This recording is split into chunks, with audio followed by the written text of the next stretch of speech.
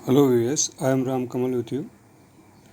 आज हम आओ मिलकर खेलें खेल इस पाठ के बारे में जानेंगे।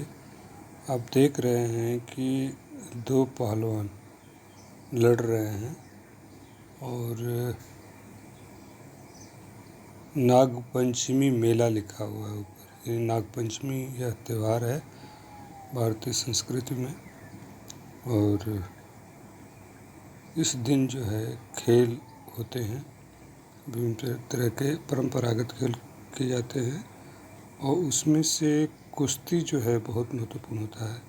सामने देख रहे हैं कि एक मूंगफली वाला जो है मूंगफली बेच रहा है और कुछ लोग जो है देख रहे हैं और उनको उत्साहित कर रहे हैं और आनंद ले रहे हैं।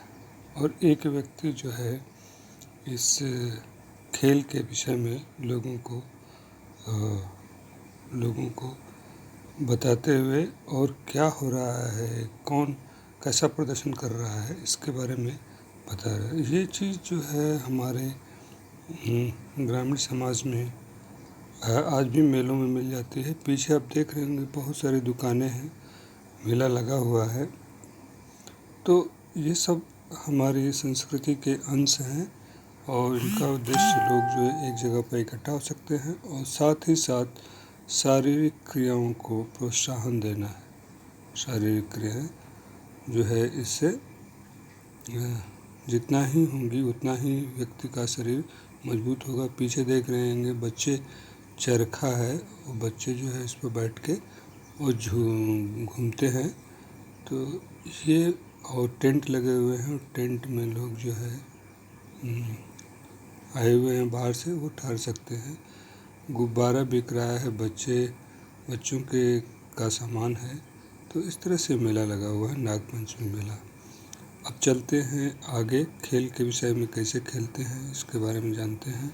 और आज हम कुछ ऐसे लोगों के बारे में भी जानेंगे जो कि अच्छा प्रदर्शन किए हैं, अपने देश का नाम रोशन किए हैं और उनसे आप जो है प्रेरणा पा सकते हैं। तो आगे देखते हैं।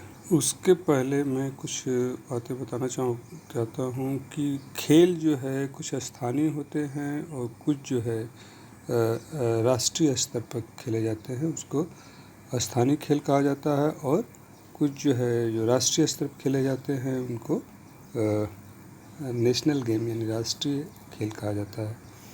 रस्सी कूद, कुर्सी दौड़, गेंद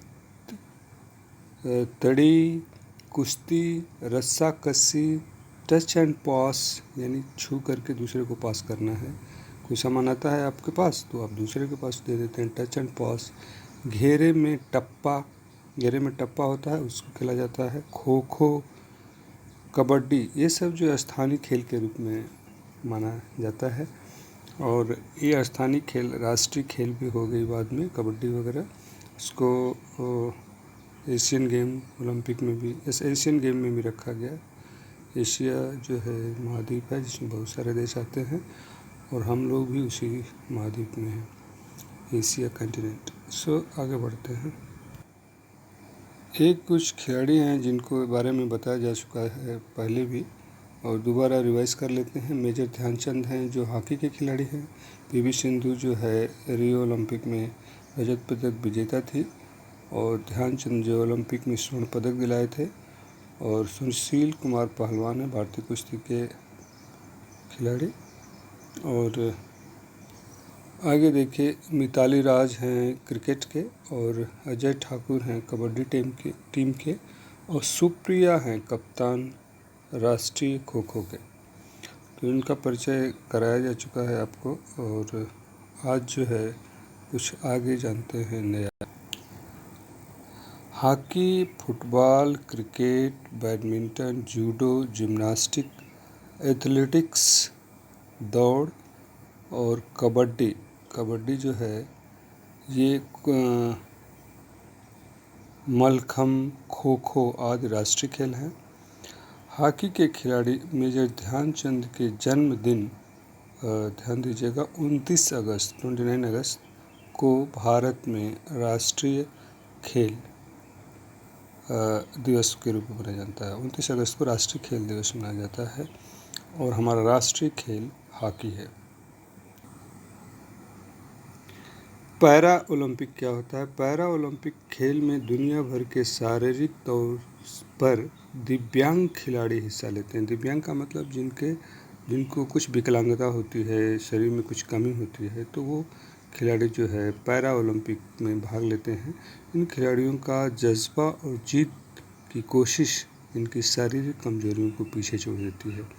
यानी आपके अंदर जो है कोशिश करने की जो प्रवृत्ति है वह जो है आपके शारीरिक कमियों को पर ध्यान नहीं केंद्रित करने देती है और आप परिश्रम करते रहते हैं, तो आप जो है उनको नज़रअंदाज कर सकते हैं, अपने जो भी चाहते हैं वो कर सकते हैं। ये है पैरा ओलंपिक का उद्देश्य।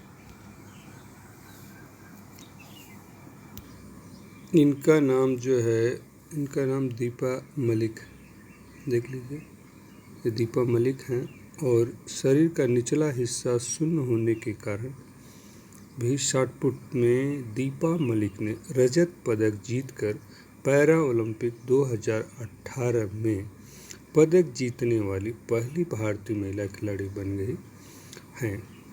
ये जेवलिन थ्रो, तैराकी, मोटर रेसलिंग में से जुड़ी एक दिव्यांग भारतीय खिलाड़ी हैं। यानी और भी खेलें खेलती हैं, जैसे जेवलिन थ्रो, तैराकी और मोटर रेसलिंग। और ये जो है हमारा गौरव है।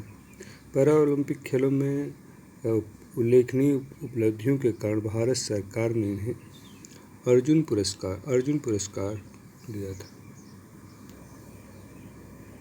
इनसे मिलिए, तमिलनाडु के हैं ये, और तमिलनाडु के हैं। तमिलनाडु के मरियप्पन थंगावेलु ने ऊंची कूद में स्वर्ण पदक जीता। 5 साल की उम्र में एक दुर्घटना में उनका एक पैर जख्मी हो गया था। इलाज के बाद भी ठीक नहीं हुआ। गरीबी और शारीरिक कमजोरियों के बाद भी उन्होंने हार नहीं मानी, अपनी कड़ी मेहनत और लगन से स्वर्ण पदक हासिल किया। ऐसे ही लोगों की बदौलत भारत का नाम विश्व स्तर पर चमक रहा है। अपने देश के कुछ परंपरागत खेलों के बारे में जानते हैं। ये है आपका कबड्डी, ये है लट्टू घुमाना, इसको चिखमी फोड़ते हैं बच्चे इसको। और ये है गिल्ली डंडा, बच्चे गिल्ली डंडा खेल रहे हैं। गिल्ली डंडा हो गया। चिखमी फोड़ है।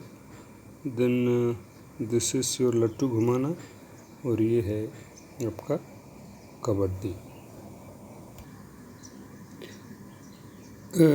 Let us go for the recap. We have started the lesson from our traditional game like kabaddi, wrestling, and in that we have seen that there are fairs being arranged by the society for the promotion of players of games, and there are shops also being called up, and people are purchasing the items of their choice, and players are being promoted by the society so that they can move from local to our national level. We have seen certain examples of our national player like Major Dhyanchand hockey, Sushil Kumar wrestling, and Mithali Raj, and some more players like that. Afterwards, we had talked about the Para-Olympic. What is Para-Olympic? Para-Olympic is basically for the people who are physically weak. We have given certain examples like like uh, uh, the Deepa Malik, and this what you are watching here is Mariyappan Thangavelu high jump gold medal, who has won high jump gold medal. Afterwards, we had talked about certain games of our traditional games like kabaddi, lattu, chikmi ford, and what is called gilli danda. What is the idea that we should promote? We should promote the people who are interested in games so that they can achieve for the nation, and after besides of this, a person should be physically fit, a child should be physically fit for doing